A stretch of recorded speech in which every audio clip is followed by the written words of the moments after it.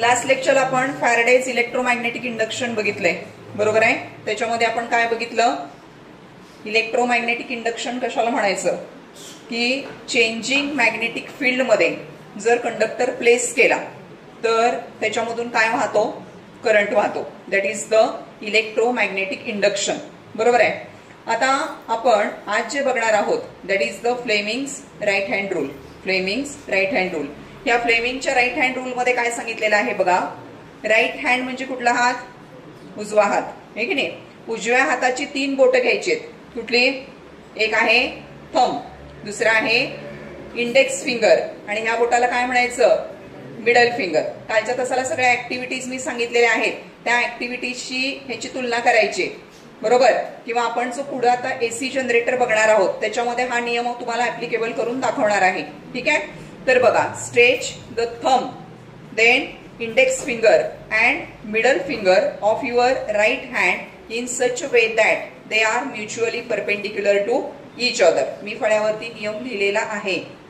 काय सांगितलेलं आहे तर आउटस्ट्रेच्ड थंब म्हणजे काय, हा जो ताणलेला अंगठा आहे हा अंगठा कशाची दिशा दाखवतो, outstretched thumb indicates the direction of motion of the conductor, indicates the direction of motion of the conductor. Then the index finger indicates the direction of magnetic field. Index finger कशाची डायरेक्शन दाखवतो, magnetic फील्डची direction दाखवतो. आणि या ठिकाणी हे जे मधलं बोट आहे हे मधलं बोट कशाची दिशा दाखवतं, middle finger indicates the direction of induced current. Induced current म्हणजे काय, करंट फ्लो होण्यासाठी भाग पाडलाय त्याला तिथं, आहे की नाही, म्हणून त्याला इंड्युस्ड असा शब्द वापरलाय. 3 गोष्टी सांगितल्याय तिथे तुम्हाला की stretch the right hand of right hand in such a way that the thumb, index finger and middle finger of your right hand are mutually perpendicular to each other. The outstretched thumb indicates the direction of motion of the conductor. The index finger indicates the direction of, बोला, magnetic field आणि middle finger indicates the direction of induced current. या 3 गोष्टी लक्षात ठेवायच्या, बरोबर आहे. तर इथं आपण फळ्यावरती नियम लिहिलेला आहे बघा सगळीकडं. Stretch thumb, middle finger and index finger of your right hand in such way that they are mutually perpendicular to each other. In this position, thumb indicates the direction of motion of the conductor. Then index finger म्हणजे हे बोट, index finger indicates the direction of magnetic field and the middle finger shows the direction of induced current. बरोबर आहे.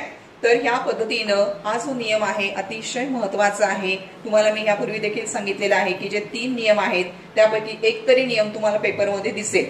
त्यामुळे 3ही नियम सगळ्यांनी तोंडपाठ करून ठेवायचे. सारखं सारखं त्याचं प्रॅक्टिस करा, लिहा. 2 मार्क तुम्हाला हातचे आहेत इथं, ठीक आहे. So this is the Fleming's right hand rule. Okay, आता नेक्स्ट पॉइंट काय आहे बघा, alternating current and direct current. तर नेक्स्ट पॉइंट आहे डायरेक्ट करंट आणि अल्टरनेटिंग करंट. तर या ठिकाणी पुस्तकामध्ये ज्या डायग्रॅम दिलेल्या आहेत त्या डायग्रॅम इथे तुम्हाला दिसतील. डायरेक्ट करंट कशाला म्हणायचं की ज्याच्यामध्ये करंटची डायरेक्शन बदलत नाही, current flows in one direction, that is called as the direct current. जर इथं आपण बघितलं तर करंट बघा, इकडून करंट वाहतोय positive terminal to negative terminal, सातत्यानं करंट एकाच दिशेला वाहत असेल तर त्याला काय म्हणायचंय, डायरेक्ट करंट म्हणायचं.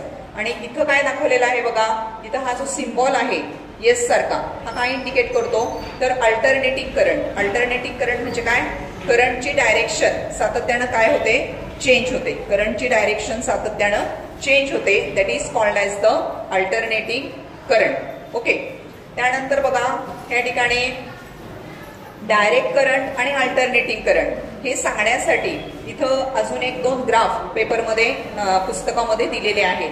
काय सांगितलेलं आहे इथं की इथं जर आपण बघितलं, हा ग्राफ मध्ये बघा, इथं करंट दिलेला आहे आणि इथं टाइम दिलेला आहे, बरोबर. या डायग्राम मध्ये बघा, या ठिकाणी करंट वाढतोय, परत करंट काय होतोय, स्टेबल होतोय.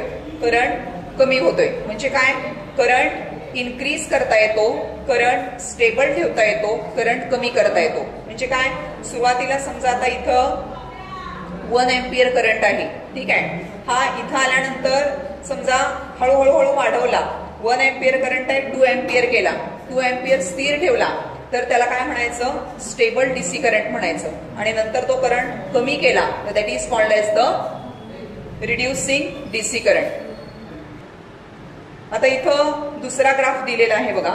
या दुसऱ्या ग्राफ मध्ये काय सांगितलेलं आहे, तर इथं करंट दिलाय आणि इकडच्या बाजूला टाइम दिलेला आहे. बरोबर, करंट दिलाय आणि टाइम दिलेला आहे. इथं जर तुम्ही बघितलं तर ही जी ब्ल्यू लाईन आहे ही काय इंडिकेट करते, तर this indicates the direct current. This indicates the direct current. Direct current म्हणजे काय, करंटची दिशा बदलत नाही. पण ह्या खाली जर आपण बघितलं तर इथं बघा, इथं 0 आहे, 0 पासून करंट 1 झाला. आता इथं 1 आणि -1 हे काय इंडिकेट करतं, तर direction of electric current indicate करतं. Direction of electric current. इथं आकड्यांचा काही संदर्भ नाहीये, फक्त आपल्याला डायरेक्शन बघायचे. इथं जर 0 आहे, 0 पासून 1 गेला, परत कुठं आला, 0 आला, परत -1, परत 0, परत 1, 0, -1, 0, 1, 0, -1. म्हणजे काय होतंय, मी ऑलरेडी सांगितलं 1 आणि -1 काय इंडिकेट करतं, तर डायरेक्शन ऑफ इलेक्ट्रिक करंट. मग ज्या ठिकाणी इलेक्ट्रिक करंटची डायरेक्शन सातत्यानं बदलत असेल तर अशा टाईपचा जो करंट आहे त्याला काय म्हटलं जातं, अल्टरनेटिंग करंट. काय म्हणायचं त्याला, अल्टरनेटिंग करंट. आता आपल्या घरामध्ये त्या ठिकाणी जे इलेक्ट्रिक सर्किट आहेत त्याच्यामध्ये इलेक्ट्रिक करंटची जी डायरेक्शन आहे, 2 पोल्स आहेत, एक पॉझिटिव्ह टर्मिनल आहे, दुसरं निगेटिव्ह टर्मिनल आहे. बरोबर, तर पॉझिटिव्ह निगेटिव्ह, निगेटिव्ह पॉझिटिव्ह असं किती वेळेला होतं, तर एका सेकंदामध्ये 50 वेळेला डायरेक्शन काय होते, चेंज होते. इन 1 सेकंड त्या ठिकाणी 50 times there is direction change in the direction of electric current. आणि म्हणून करंटची दिशा बदलत असेल तर त्याला काय म्हणायचं आहे, अल्टरनेटिंग करंट म्हणायचं आहे. That is called as the alternating current. Here there is direction change in the direction of electric current. पहिल्यांदा 0 आहे, 0 पासून 1 झाला, परत 0 झाला, -1, 0, +1, 0, -1, 0, +1, 0. म्हणजे काय, हे -1 आणि +1 काय इंडिकेट करतं, डायरेक्शन ऑफ इलेक्ट्रिक करंट. मग आता 2 प्रकारचे करंट आपण स्टडी केले, एक म्हणजे डायरेक्ट करंट आणि दुसरा अल्टरनेटिंग करंट. तुम्हाला पेपरमध्ये ह्या पद्धतीनं डायग्रॅम दिल्या जातील, ह्याच्यावरनं ओळखा. आता समजा ही डायग्रॅम दिली तर तुम्ही काय ओळखणार, दिस इज द डायरेक्ट करंट. इथं डायरेक्ट करंटची डायरेक्शन बघा, एकाच दिशेला करंट वाहतोय. या डायग्रॅम मध्ये बघा करंट दाखवला इथं आणि याला 2 बाण दाखवलेत, म्हणजे काय, करंटची डायरेक्शन चेंज होते. बरोबर, म्हणजे इथं करंटची डायरेक्शन पिरियॉडिकली चेंज होते. त्याच्यासाठी हा जो सिम्बॉल आहे, हा सिम्बॉल असेल तर काय सांगायचं, it shows the alternating type of current. Okay, so there is change in the direction of electric current. आता इंडियामध्ये ही फ्रिक्वेन्सी किती आहे, तर 50 हर्ट्ज, 50 हर्ट्ज आहे. 50 हर्ट्ज काय इंडिकेट करतं, हर्ट्ज ही फ्रिक्वेन्सीचं युनिट आहे. ठीक आहे, 50 हर्ट्ज म्हणजे काय, 50 हर्ट्ज पर सेकंद. एका सेकंदामध्ये फ्रिक्वेन्सी किती वेळेला बदलते, 50 वेळेला बदलते. म्हणून अल्टरनेटिंग करंटची फ्रिक्वेन्सी इंडियामध्ये किती आहे, 50 हर्ट्ज आहे. लक्षात. तर तुम्हाला पेपरमध्ये एकतर ह्या डायग्रॅम बेस्ड क्वेश्चन विचारला जाईल किंवा त्या ठिकाणी frequency of electric current in India is dash dash असं एखादं ऑब्जेक्टिव्ह मध्ये क्वेश्चन येऊ शकेल किंवा डिफरन्स विचारला जाऊ शकेल. डिफरन्स आला, एसी करंट आणि DC current maximum time difference विचारला जातो, काही वेळेला हे डायग्रॅम विचारले जातात. तर मग डिफरन्स विचारला तर काय लिहिणार तुम्ही, DC current direction of current does not changes किंवा current flows in 1 direction. AC current मध्ये direction of current changes frequently. बरोबर आहे. डायरेक्ट करंटची जी फ्रिक्वेन्सी आहे ती 0 आहे आणि अल्टरनेटिंग करंटची जी फ्रिक्वेन्सी आहे ती किती असते, 50 हर्ट्ज. 50 हर्ट्ज म्हणजे काय, 50 वेळेला करंटची डायरेक्शन काय होते, चेंज होते. 50 वेळेला करंटची डायरेक्शन काय होते, चेंज होते. त्याला काय म्हणायचं, अल्टरनेटिंग करंट. तर डीसी करंट हा स्मॉल स्केलवरती वापरला जातो, अल्टरनेटिंग करंट हा थोडा लार्ज स्केलवरती वापरला जातो. म्हणजे आपल्या घरामध्ये या सगळीकडे जे इलेक्ट्रिक सर्किट आपण बघतो तर ते एसी टाईपचं असतं, अल्टरनेटिंग करंट टाईपचं असतं. तर या पद्धतीनं तुम्हाला डिफरन्स लिहावा लागेल.